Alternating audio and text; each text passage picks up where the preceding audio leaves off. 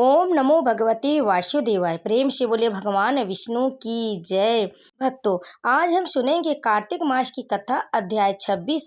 उससे पहले सुनेंगे हम देव उठनी एकादशी की संपूर्ण व्रत कथा, क्योंकि आज एकादशी का दिन है। भक्तों, आज एकादशी के दिन भगवान विष्णु की इन कथा का श्रवण करने मात्र से ही महापुण्य की प्राप्ति होती है। इसीलिए भक्तों, कार्तिक मास की महात्म्य सुनने से पहले आप इस देव उठनी एकादशी प्रबोधनी एकादशी का व्रत कथा का श्रवण अवश्य करें और कमेंट में विष्णु भगवान की जय अवश्य लिखिए।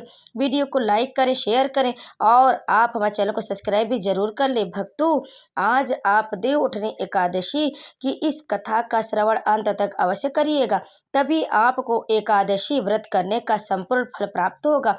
भक्तों, एकादशी व्रत धारण करने से भगवान विष्णु प्रसन्न होते हैं और उनके विष्णु लोक में स्थान प्राप्त होता। इसीलिए भक्तों, बहुत ही श्रद्धा और भक्ति के साथ इस कथा का अंत तक श्रवण अवश्य करिएगा, ताकि आपको संपूर्ण पुण्य की प्राप्ति हो सके। तो चलिए सुनते हैं सबसे पहले देव उठनी एकादशी की संपूर्ण व्रत कथा, उसके बाद सुनेंगे हम कार्तिक मास की महात्म्य कथाएं। तो सबसे पहले आप प्रेम से बोलिए भगवान विष्णु की जय और सुनिए देव उठनी एकादशी की व्रत कथा। नारद जी ने ब्रह्मा जी से कहा कि कार्तिक शुक्ल पक्ष में कौन सी एकादशी आती है जिसमें भगवान गोविंद को जगाते हैं। ब्रह्मा जी बोले, मुनिश्रेष्ठ, उसे प्रबोधनी एकादशी कहते। प्रबोधनी एकादशी के दिन प्रबोधनी एकादशी का महत्व व्रत में जरूर पढ़ना चाहिए। इससे पापों का नाश होता है और पुण्य की वृद्धि होती है और उत्तम बुद्धि वाले पुरुषों को मोक्ष मिलता है। इसे देव उठनी एकादशी भी कहते हैं। इस दिन अगर जो उपवास रखते हैं उन्हें 1000 अश्वमेघ और 100 यज्ञों का फल मिलता है। तब ब्रह्मा जी बोले, जो भी मनुष्य भक्ति पूर्वक उपवास करता है, हर प्रबोधनी एकादशी उसे ऐश्वर्य, संपत्ति, उत्तम बुद्धि और राज्य का सुख मिलता है। आपने जो भी बड़े बड़े पाप पहले के हजारों जन्मों के किए हों, उन सबको यह एकादशी खत्म कर देती है। जो लोग इस एकादशी का मन से ध्यान करते तथा जो इसके व्रत का अनुष्ठान करते, उनके पितर नरक के दुखों से छुटकारा पाकर मोक्ष जाते। आप संपूर्ण तीर्थों में नहाकर और पृथ्वी दान करके जो फल पाते हैं, वो सिर्फ एकादशी के दिन श्री हरि के जागरण करने से मिल जाता। जैसे मनुष्य के लिए मृत्यु अनिवार्य, उसी प्रकार धन संपत्ति ऐसा समझकर एकादशी का व्रत करना चाहिए। कार्तिक की हरि बोधनी एकादशी पुत्र और पुत्र को देती, साथ ही ज्ञान है और तपस्या और मोक्ष को भी प्रदान करती है। इस एकादशी से मनुष्य को आत्मा का बोध होता है। जो इस कथा को सुनते हैं उन्हें 7 दीपों के दान करने का फल प्राप्त हो जाता है। जो कथा वाचन की पूजा करते उन्हें भी उत्तम लोक की प्राप्ति होती है। कार्तिक मास में जो तुलसी से भगवान विष्णु का पूजन करता है, वो 10,000 जन्मों के पाप क्षमा करा लेता है। जो कार्तिक में वृंदा का दर्शन करते हैं, वो 1000 युग तक बैकुंठ में निवास करते हैं। जो तुलसी की जड़ में जल डालते हैं, वो निसंतान नहीं रहते, उनका वंश फलता फूलता है। जिस घर में तुलसी होती है, वहाँ सर्प नहीं आते, वहाँ यमराज नहीं आते। जो तुलसी के पास श्रद्धा से दीप जलाते हैं, वो उनके हृदय में दिव्य चक्षु का प्रकाश होता है। जो शालिग्राम को तुलसी मिलाकर उनकी पूजा करते हैं, तुलसी चढ़ाकर उनकी विधि विधान से पूजा करते हैं, तो अकाल मृत्यु को नहीं पाते, उनकी सारे कष्ट दूर हो जाते, उनके सारे पाप नष्ट हो जाते, उनका पुनर्जन्म नहीं होता। जो चातुर्मास में मौन धारण करते हैं, उन्हें सोने और तिल का दान करना चाहिए। जो कार्तिक मास में नमक का त्याग करते हैं, उन्हें शक्कर का दान करना चाहिए। एकादशी में पूर्णिमा तक दीपक जलाने से महापुण्य मिलता है। इस दिन नदी के तट पर दीप जलाने चाहिए। इस एकादशी पर यह महात्म्य सुनने से अनेक गौदान के बराबर फल मिलता है। आइए अब इसकी कथा सुनाते हैं। एक राजा के राज्य में सभी लोग एकादशी का व्रत रखते थे। एक दिन किसी दूसरे राज्य का एक व्यक्ति राजा के पास आकर बोला, महाराज, कृपा करके मुझे नौकरी पर रख ले। तब राजा ने शर्त रखी कि ठीक है, रख लेते, लेकिन एकादशी पर तुम्हें अन्न नहीं मिलेगा। एकादशी के दिन जब उसे फलाहार का सामान दिया गया तो वह राजा के सामने गिड़गिड़ाने लगा, मैं भूखा ही मर जाऊंगा, मुझे अन्न दे दो। राजा ने उसे शर्त की बात याद दिलाई, पर वह अन्न छोड़ने को राजी नहीं हुआ। तब राजा ने उसे आटा, दाल, चावल आदि दे दिए। वह नित्य प्रतिदिन की तरह नदी पर पहुंचा और स्नान कर भोजन पकाने लगा। जब भोजन बन गया तो वह भगवान को बुलाने लगा। बोला, भोजन तैयार हो गया। उसके बुलाने पर पीताम्बर धारण किए भगवान चतुर्भुज रूप में आ पहुंचे और प्रेम से उसके साथ भोजन करने लगे। भोजन करके भगवान अंतर्ध्यान हो गए और वह अपने काम पर चला गया। 15 दिन बाद अगली एकादशी को वह राजा से कहने लगा कि महाराज, मुझे 2 गुना सामान दीजिए। उस दिन तो मैं भूखा ही रह गया। राजा ने कारण पूछा तो उसने बताया कि हमारे साथ भगवान भी खाते, इसलिए हम दोनों के लिए ये सामान पूरा नहीं होता। यह सुनकर राजा को बड़ा आश्चर्य हुआ। वह बोला, मैं नहीं मान सकता कि भगवान तुम्हारे साथ खाते। मैं तो इतना व्रत रखता हूँ, पूजा करता हूँ, पर भगवान ने मुझे कभी दर्शन नहीं दी। राजा की बात सुनकर वह बोला, महाराज, यदि विश्वास न हो तो साथ चलकर देख ले। राजा एक पेड़ के पीछे छिपकर बैठ गया।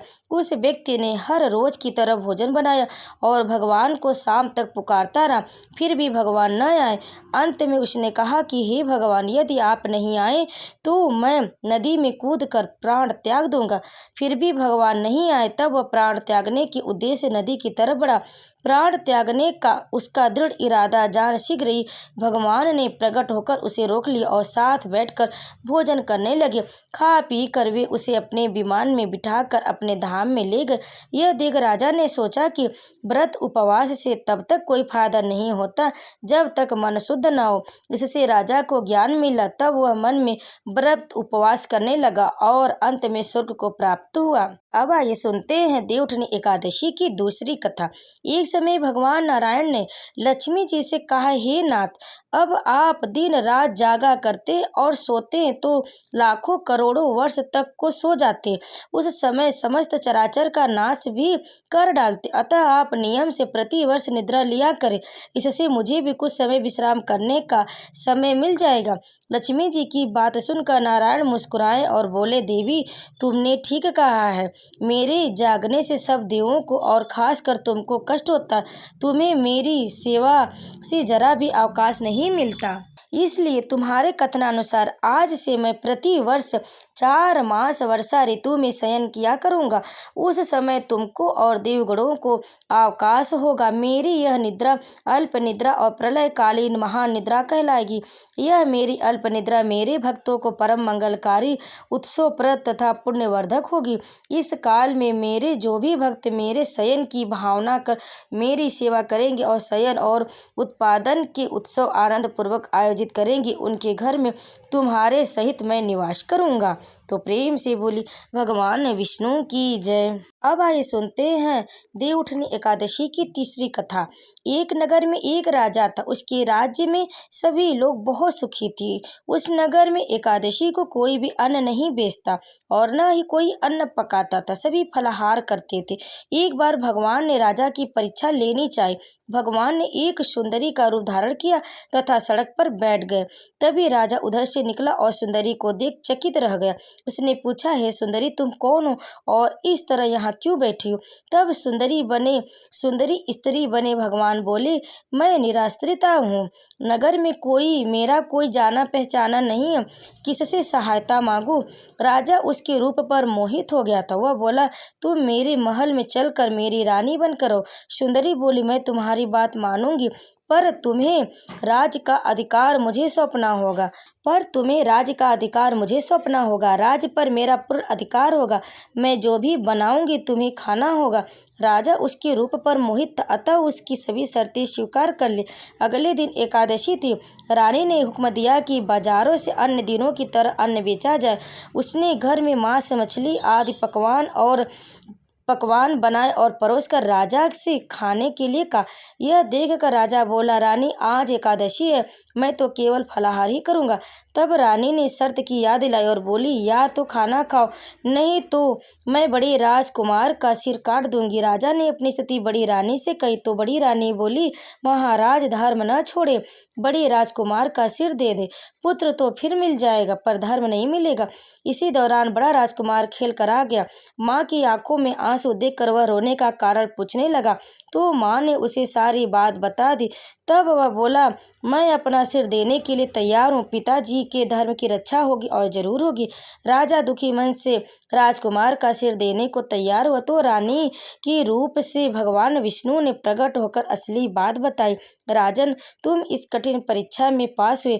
भगवान ने प्रसन्न मन से राजा से वर मांगने को कहा तो राजा बोला, आपका दिया हुआ सब कुछ है, बस मेरा आप उद्धार करें। उसी समय वहां एक विमान उतरा।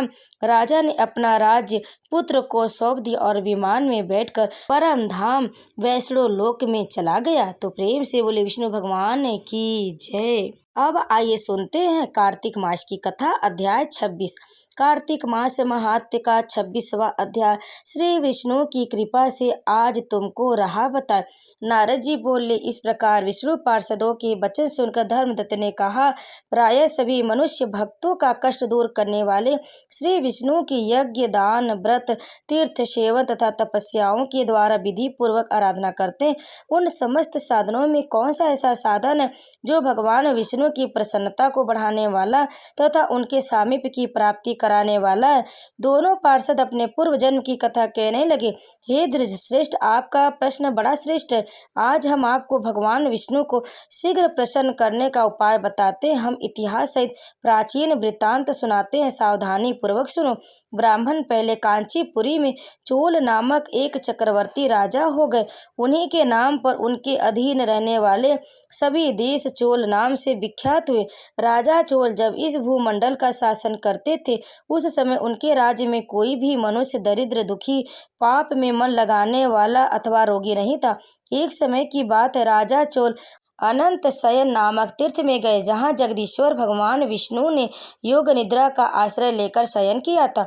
वहाँ भगवान विष्णु के दिव्य विग्रह की राजा ने विधि पूर्वक पूजा की। दिव्य मणि, मुक्ता फल तथा सुवर्ण के बने हुए सुंदर पुष्पों से पूजन करके साष्टांग प्रणाम किया। प्रणाम करके ज्यों ही बैठे उसी समय उनकी दृष्टि भगवान के पास आते हुए एक ब्राह्मण पर पड़ी जो उन्हीं की कांची नगरी के निवासी थे। उनका नाम विष्णुदास था। उन्होंने भगवान की पूजा के लिए अपने हाथ में तुलसी दर और जल ले रखा था। निकट आने पर उन ब्राह्मण ने विष्णु सूक्त का पाठ करते हुए देवाधिदेव भगवान को स्नान कराया और तुलसी की मंजरी तथा पत्तों से उनकी विधिवत पूजा की। राजा चोल ने जो पहले रत्नों से भगवान की पूजा की थी वह सब तुलसी पूजा से ढक गई। यह देखकर राजा कुपित होकर बोले, विष्णुदास, मैंने मणियों तथा सुवर्ण से भगवान की जो पूजा की थी वह कितनी शोभा पा रही थी, तुमने तुलसी दल चढ़ाकर उसे ढक दिया। बताओ ऐसा क्यों किया? मुझे तो ऐसा जान पड़ता है कि तुम दरिद्र और गंवार हो, भगवान विष्णु की भक्ति को बिल्कुल नहीं जानते। राजा की यह बात सुनकर धृतराष्ट्र विष्णुदास ने कहा, राजन, आपको भक्ति का कुछ भी पता नहीं, केवल राजलक्ष्मी के कारण आप घमंड कर बतलाइए तो आज से पहले आपने कितने वैष्णव व्रतों का पालन किया है? तब नृपश्रेष्ठ चोल ने हंसते हुए कहा, तुम तो दरिद्र और निर्धन हो, तुम्हारी भगवान विष्णु में भक्ति ही कितनी है। तुमने भगवान विष्णु को संतुष्ट करने वाला कोई भी यज्ञ और दान आदि नहीं किया और न पहले कभी दामोदर देव मंदिर ही बनवाया। इतने पर भी तुम्हें अपनी भक्ति का इतना गर्व है। अच्छा, तो यह सभी ब्राह्मण मेरी बात सुन ले। भगवान विष्णु के दर्शन पहले मैं करता हूँ या यह ब्राह्मण? इस बात को आप सब लोग देखेंगे, फिर हम दोनों में से किसकी भक्ति कैसी है यह सब लोग स्वतः ही जान लेंगे। ऐसा कहकर राजा अपने राजभवन को चले गए। वहां उन्होंने महर्षि मुर्दल्ग को आचार्य बनाकर वैष्णव यज्ञ प्रारंभ किया।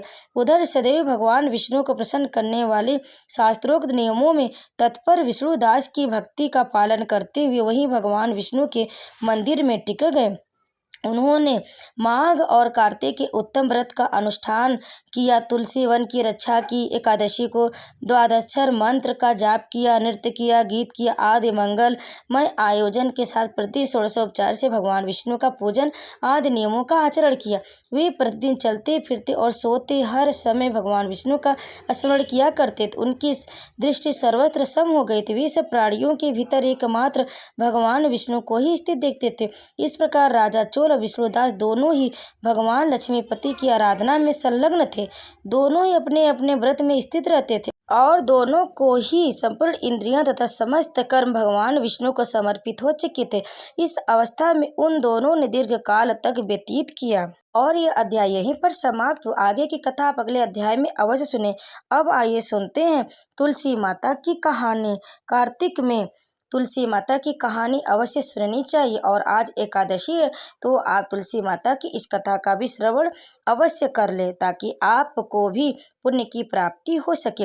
कार्तिक महीने में एक बुढ़िया माई तुलसी जी को सींचती और कहती कि हे तुलसी माता, सत की दाता, मैं तेरा बिड़ला सींचती हूँ, मुझे बहू दे, पीताम्बर की धोती दे, मीठा मीठा गाज दे, वैकुंठा में वास दे, चटक की चाल दे, पटक की मौत दे, चंदन का काट दे, रानी का राज दे, दाल भात का भोजन दे, 11 की मौत दे, कृष्ण जी का कांधा दे। तब तुलसी माता यह सुनकर सूखने लगी तो भगवान ने पूछा कि हे तुलसी, तुम क्यों सूख रही हो? तुलसी माता ने कहा कि एक बुढ़िया रोज आती है और यही बात कह जाती है, मैं तो सारी बात को पूरा कर दूंगी, लेकिन श्री कृष्ण का कांधा कहाँ से लाऊंगी? तो भगवान बोले कि जब वह मरेगी तो मैं अपने आप उसे कांधा दे आऊँगा। तो बुढ़िया माई से कह देना। जब बुढ़िया माई मर गई, सब लोग आ गए। जब माई को ले जाने लगे तो वह किसी से न उठी। तब भगवान एक 12 वर्ष के बालक का रूप धारण करके आए। बालक ने कहा, मैं कान में एक बात कहूँगा तो बुढ़िया माई उठ जाएगी। बालक ने कान में कहा, बुढ़िया माई मन की निकाल ले, पीताम्बर की धोती ले, मीठा मीठा घास ले, वैकुंठा का वास ले, चटक की चाल ले, पटक की मौत ले, कृष्ण जी का कांधा ले। यह सुनकर बुढ़िया माई हल्की हो गई। भगवान ने कांधा दिया और बुढ़िया माई को मुक्ति मिल गई। हे तुलसी माता, जैसे बुढ़िया माई को मुक्ति दी वैसे सबको देना। आपकी कहानी कहने वाले, सुनने वाले सबकी मनोकामना पूर्ण करना। तो प्रेम से बोलिए तुलसी माता की जय, विष्णु भगवान की जय।